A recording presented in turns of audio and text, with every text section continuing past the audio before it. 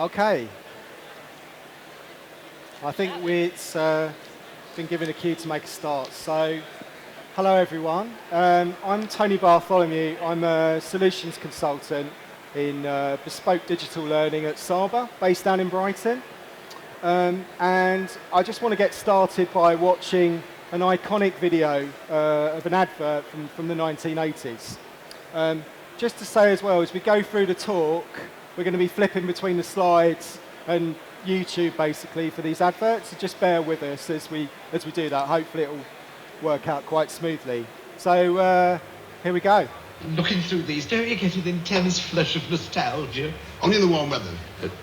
Look, there's your bird. In his mob suit. He was a line amongst men in them days. I'm filling up. So I see. Fresh cream cakes. Naughty. But nice. Okay, that's it. So that was one of a number of adverts that were run in the 80s by the UK Milk Board for fresh cream cakes, featuring the cream of British comedy at that time. And the phrase that came out of that, naughty but nice, was obviously something that's become part of everyone's everyday lexicon, I think. So does anyone know who the copywriter was on that? You're itching to answer, aren't you? It was Salman Rushdie. So before he became a Booker Prize winning author and other stuff we won't talk about, he worked in advertising as a copywriter throughout much of the 80s, and he had a stint at Ogilvy, and he came up with the Naughty But Nice campaign, and there was another one that he came up with that's quite famous as well. If you do the next slide, the Aero campaign, where any word that had a bull at the end was replaced by the word bubble. So you got irresistible and so on. So what's the relevance of this to our working world of workplace learning and training and the creative work that we try to do? So I'm really interested in copywriting and copywriters. And the reason is I think they're masters of messaging and emotion. So what they seem to be brilliant at is persuasion and influencing us and making us feel something. And quite often, the product almost becomes irrelevant. Whether it's a story or a jingle or a little strapline or a little story, quite often these things really connect to us and have some sort of emotional pull, which I find really interesting. If we go on to the next slide, there's a simple example here I'd like to show you. So anyone that's a bit younger might know that as Starburst, but for old gits like me, they're Opal Fruits. And they've made a little bit of a comeback at the moment. There's a limited edition packet out there. Apparently, I think Morrison's has got it. There was a famous strapline that went with this, which was sort of a sing-along strapline. I don't know whether some of you might remember it, but we'll play it just to remind you.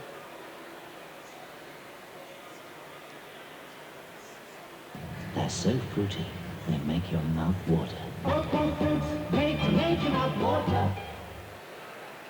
So it's really interesting. There's a few smiles on people's faces there. And I think it's something that has stayed with a lot of people over the years as a jingle that sort of got in their head. It's so memorable. So what exactly can we learn from copywriters? Well, it's my personal opinion. Go to the next slide. Oh, thank you.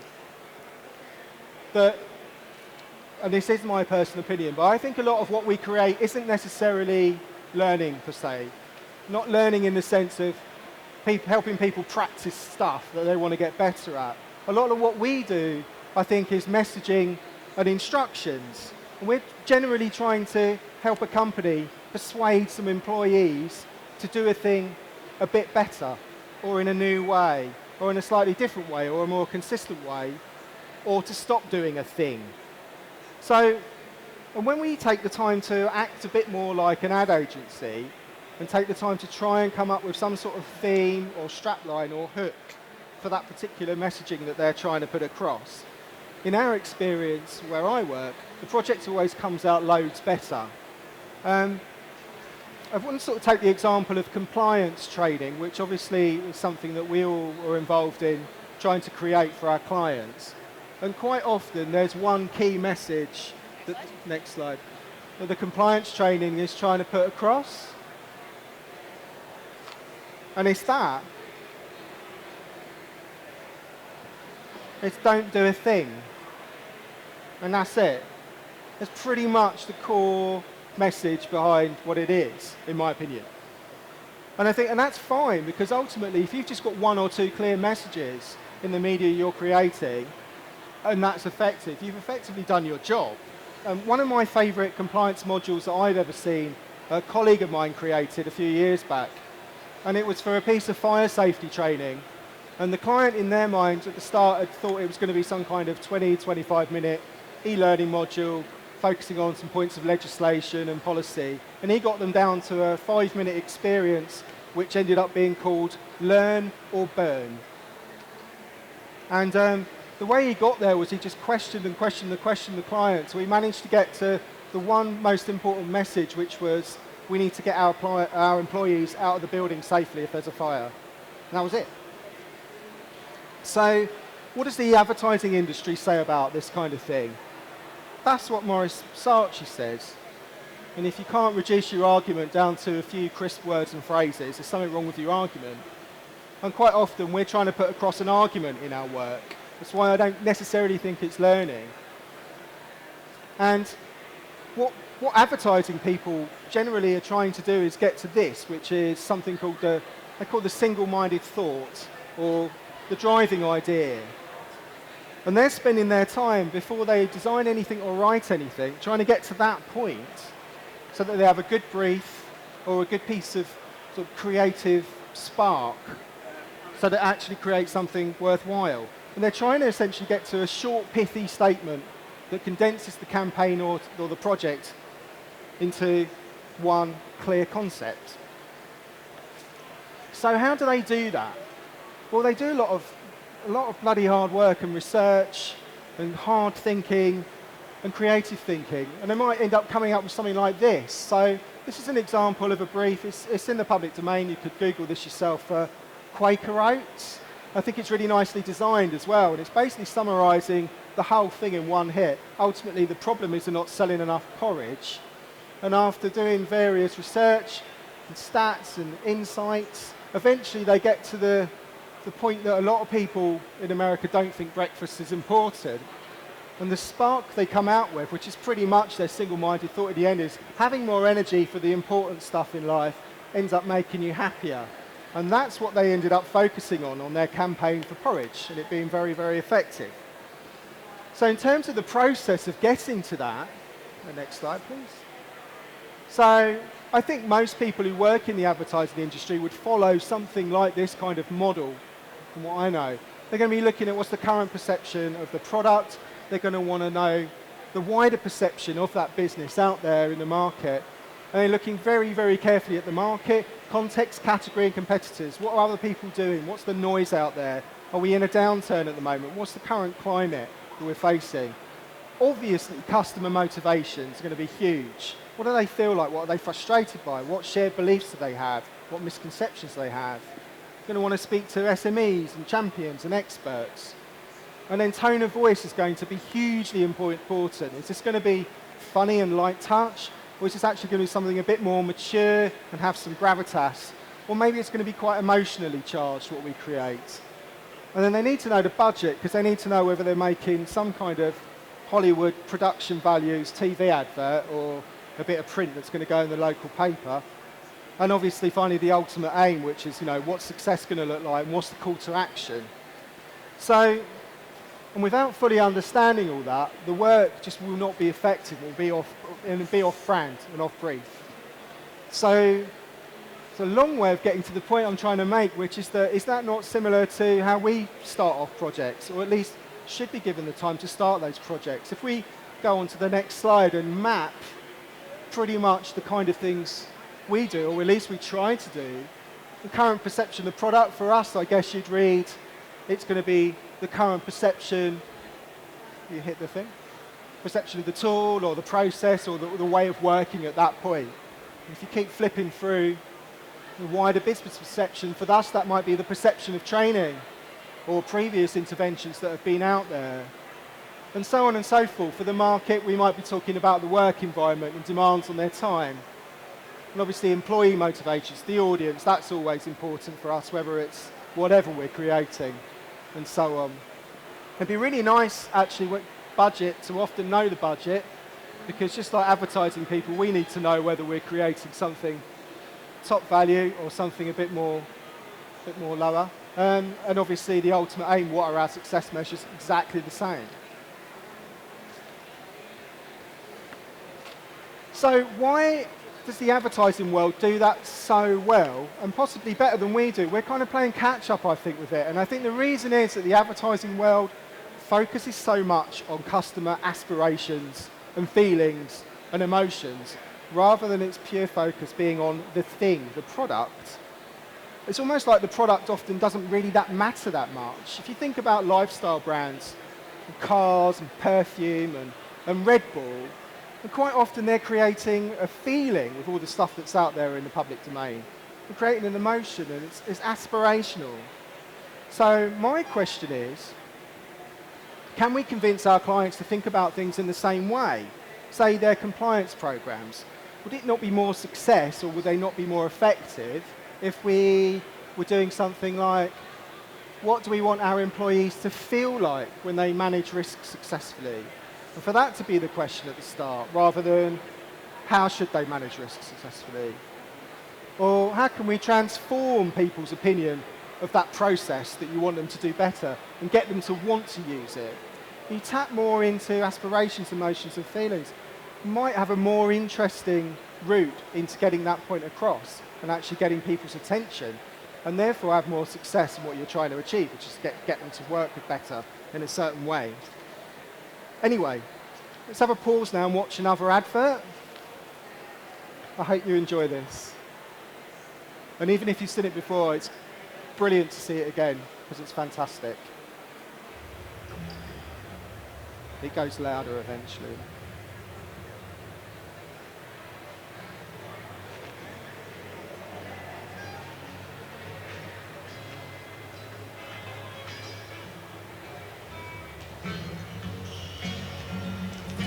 It's going to go really loud.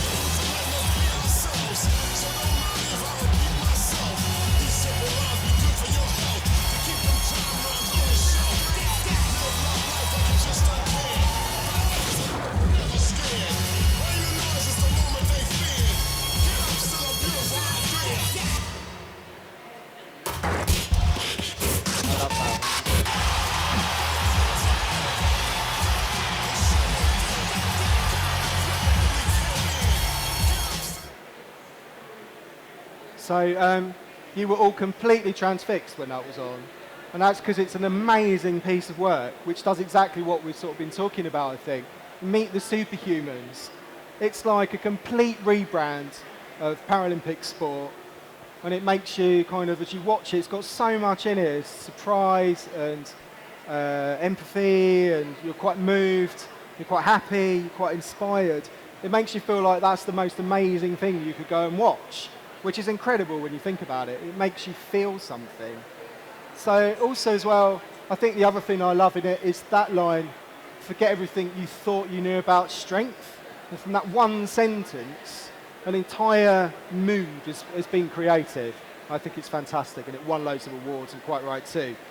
So we tried to do something similar with a project that we worked on a year or so, a couple of years ago. So Let's Talk Digital is a simple little strapline that we came up with for this campaign we were working on with EY. And we made a trailer as part of that campaign to kind of get everyone fired up about it. And we're going to show you that now. I hope you like it.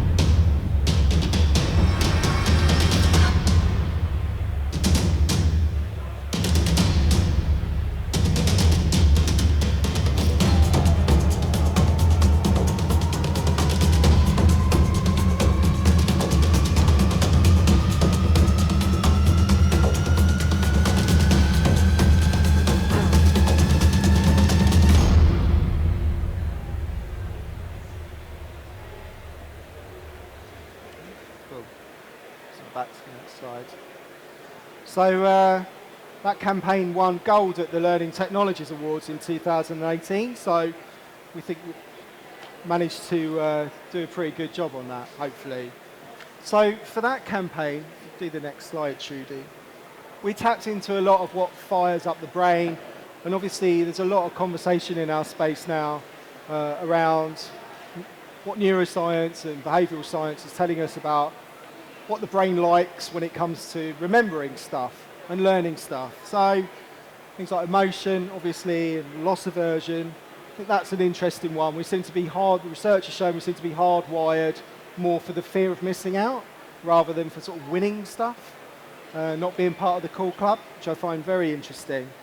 And the ad world has been on this stuff for decades and using that knowledge to make the kind of stuff that we've been seeing that's so good. And I guess we're kind of playing catch up a bit, really. The fourth one is the one that really interests me, the whole thing around surprise and subversion. Do the next slide. I think it's a technique that the advertising world is particularly good at. And I'd love to see it come more into our kind of work. It's sometimes called the clever reposition or the massive swerve. I'm going to show you another advert now which does this really, really effectively. I hope you enjoy it. You all right? We've lost the cursor.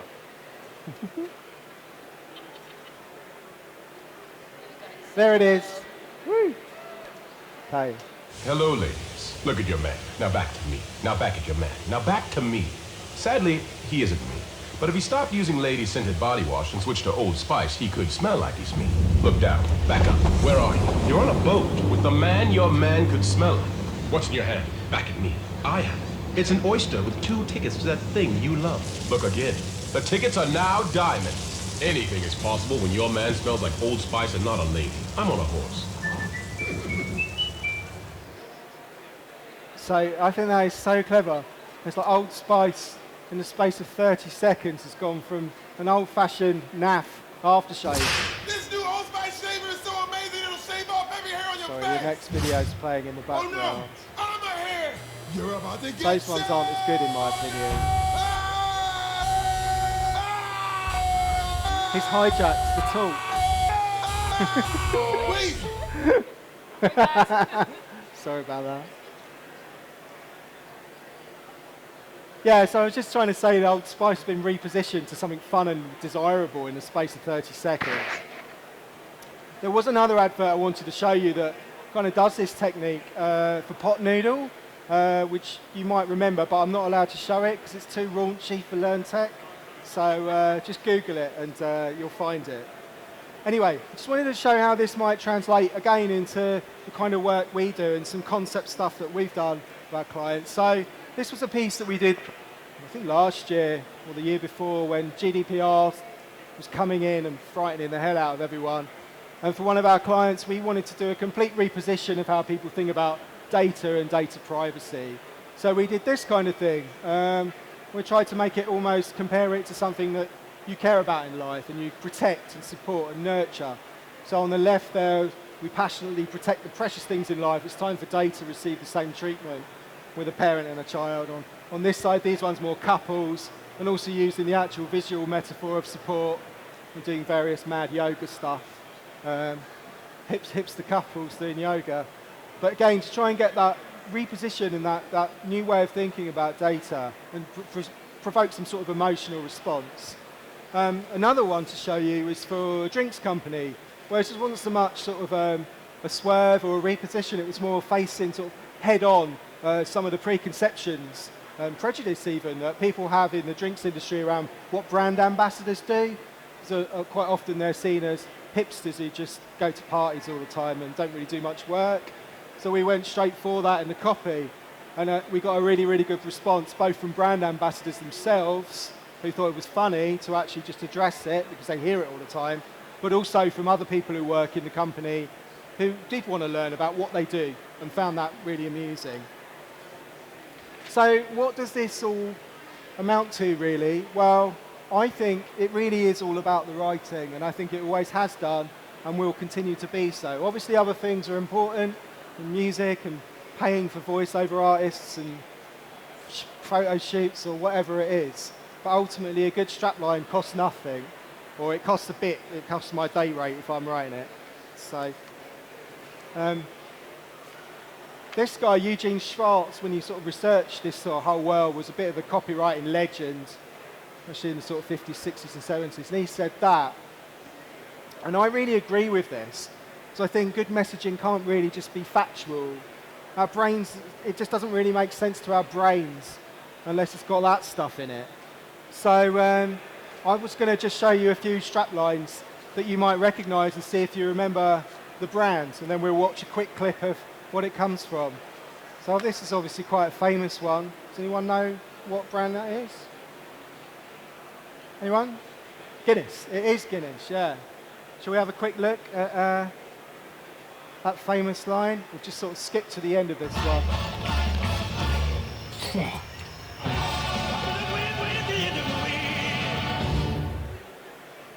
Fantastic.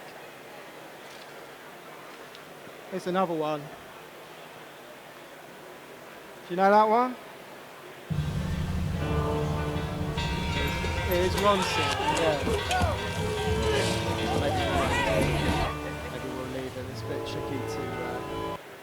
Oh, we could do the Ronsil one. Should we do the Ronsil one quickly? So if you've got wood to stain and you want it to dry quickly, use Ronsil Quick Dry and Wood Stain. It does exactly what it says on the tin. Everyone remembers that one. Oh, Hello. Shut that one. Next one. This one's my favourite because Aldi in the early 80s was apparently quite a sort of seen as quite a conservative, boring, naff brand and car. And the famous copywriter called Charlie Robertson came up with this. He's sadly not around anymore. And they still use it. And they came up with it in like 82 or something. And it's been so successful. At the time when it was first used, it really, really turned the whole perception around of Aldi, which is weird when you think about it, because most people don't even know what it means. I speak German, and it means progress through technology. But it doesn't really matter anyway, because it's just brilliant, and everyone knows that phrase. And then the last one, this one always intrigues me because it's absolute nonsense. It means nothing. It doesn't mean anything, but everyone remembers it. And people have said to me, oh, I can remember we wore a green school uniform, and then we had this vicar that came in and said to us, the future's green, you know, because he'd taken it from the advert. So it just sort of goes to show you can write a load of old rubbish, but it can still connect. So anyway, in summary, I just wanted to say that I've tried to just show that good writing really can make a difference. And in terms of our world, having the time to really play around with ideas, and maybe even to try and do something with a client that's a bit playful or maybe even a bit naughty can sort of open the door to doing something really, really memorable and effective. And even if they push back and they get cold feet and you can't go through with it, at least you've gone through that process, and you'll probably still end up creating something a bit better than you would have done if you hadn't done that, if that makes any sense. So the last thing I want to show you is one more advert. This is by an advertising agency advertising themselves. So essentially it's a recruitment ad. So it's BBH London from a couple of years ago saying, come and work for us. This is amazing. Making a difference. How do you measure it? Maybe like this? 110 million. That's how many people viewed this film about girl power. That's like everyone in the Philippines. 17,000. That's how many of these were sold in 1982. And that's how many were sold in 2016. Which is German for an absolute shit ton. 347,000. That's exactly how many extra flights were sold in January. January. Who has any money left in January? 2 million boxer shorts sold because of this at a time when everyone wore Y-fronts. Guys hadn't even heard of boxer shorts. You're welcome. You could even measure difference with chicken. And if you did, you'd see $1 billion business grow into $1 billion business, which is still good. We checked. 200 megabit broadband. No idea what that means, but it feels fast. 9.58 seconds fast. You can pretty much measure difference with anything. 4,000 spoons, 11,520 pens, 96 pencils, all the feels. Absolute zero f***s given. No more. All roads lead to the work. He said that. 80% idea, 80% execution. He said that. Terrible at maths. Great socks. You could even measure difference in, no, not that. Time. 35 years ago it all began, starting in one suitcase by 3 founders, now on 3 floors, between 4 walls, with a classy landlord. Pop in for a latte or a mocha or a cap or whatever, the vanilla, and a biscuit. There are 48 nationalities, some voices, 7 specialisms, and 2 nights. 6 countries conquered, and Milton Keynes. 360 degrees, 109 decibels, 1 shed on fire, 6 lessons learned, 136 complaints, 18 drafts of this bloody film, 4 rings, tyres, coffees, fingers licked, weekends not owned, guys laid, friends made. 52 babies' lives saved. A 12-month revival, 215 lions, the occasional turkey, 3 pigs, 10 beliefs, none of us is as good as all of us, 9 #1 singles, 9 #1 brands, including the the world's #1 browser. The world's #1 browser. 1 take, 1 short, 1%, 1 World Cup, 1 big FU, 1 Victor, 1 black sheep. The power of difference to make a difference.